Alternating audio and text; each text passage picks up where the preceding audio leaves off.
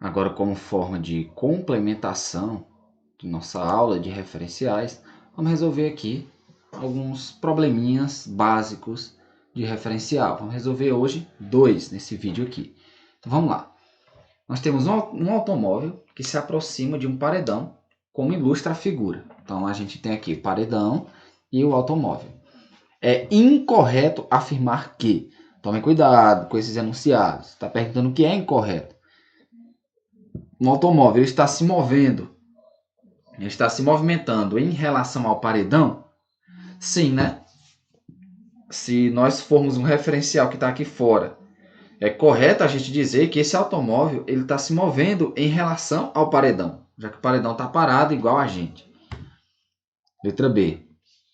O paredão está em movimento em relação ao automóvel.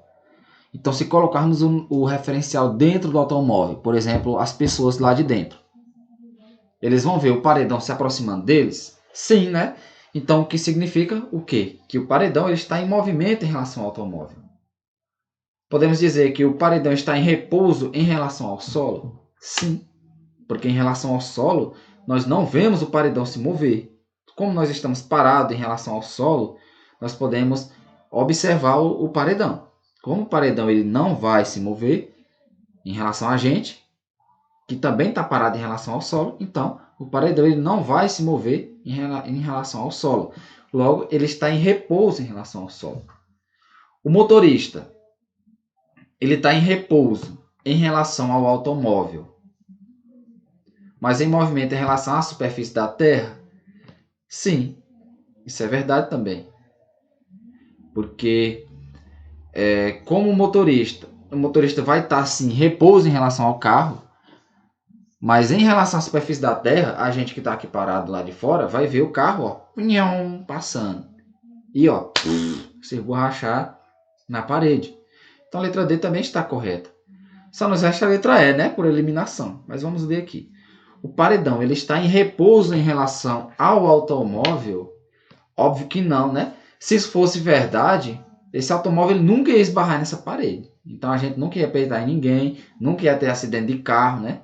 Imaginou? Que legal que seria. Então tá aí, essa é a resposta. É a letra E. Um paredão ele vai estar em repouso em relação ao automóvel. Claro que isso é errado, mas para a questão que pede o incorreto, essa é a alternativa certa. Próxima questão é uma questão da PUC. Meu Deus, eu não sei fazer questão da PUC. Ai, eu vou desistir. Claro que não, né? Só porque é da PUC não quer dizer que é difícil. Vamos lá. PUC São Paulo. A afirmação, todo movimento é relativo, significa que... Ai, meu Deus, é da PUC, eu não sei. E agora, o que eu faço? Vamos ler, vamos ler. Lê aí, Moi, lê aí. Vamos lá. A afirmação, todo movimento é relativo, significa o quê? Que todos os cálculos de velocidade são imprecisos? Não. Óbvio que não, né? Os cálculos de velocidade são muito precisos. Tanto é que nós conseguimos calcular a velocidade da luz com um nível de erro bem pequeno. Eu não vou lembrar agora, mas eu sei que é bem pequeno. Todo movimento é relativo. Está dizendo que não existe movimento com velocidade constante? Também está errado. A luz ela é uma velocidade constante sobre qualquer referencial, seja ele em movimento ou parado. Claro que em relação ao terceiro referencial. Essa luz, ela sempre tem a mesma velocidade.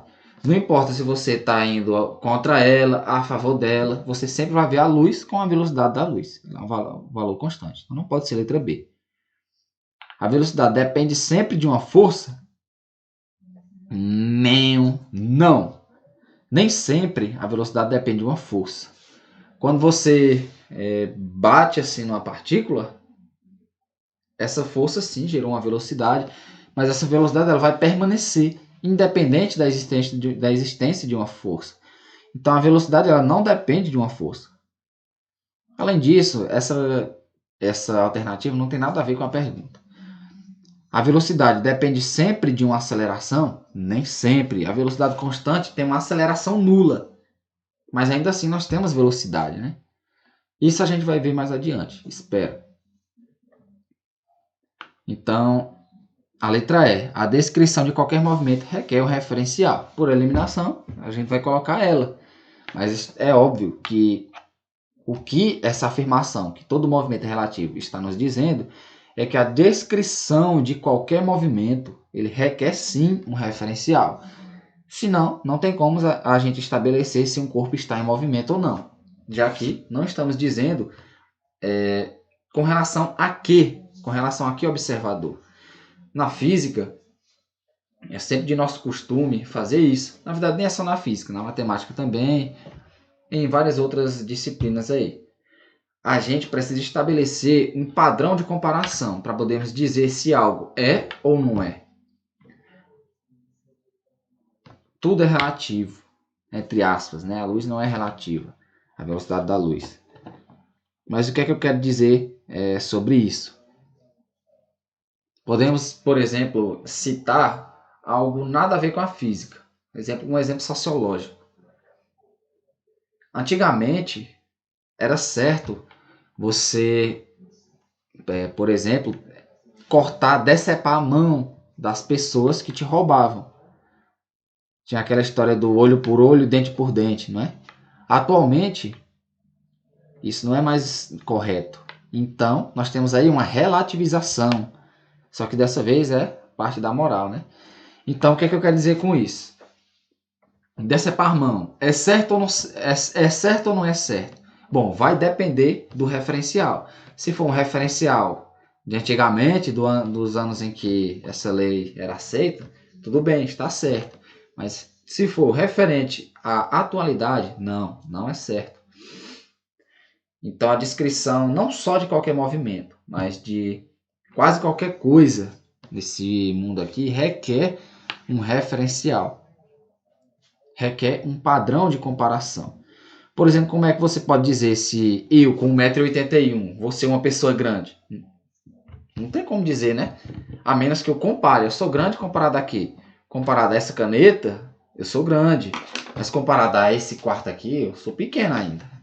Entendeu? Aí espero que tenham entendido a respeito do referencial. Então, por enquanto, pessoal, é só isso. Só isso que eu tenho para falar com vocês a respeito do referencial. E as próximas aulas já vão ser a respeito da posição e do movimento como um todo. Vamos estudar movimento retilíneo uniforme, movimento uniformemente variado e dar continuidade, estudando a parte de dinâmica também. Então a gente se vê novamente em breve. Por isso, deixe seu gostei aí nesse vídeo e venha ser um Lorde. Juntos nós vamos desvendar física, pessoal.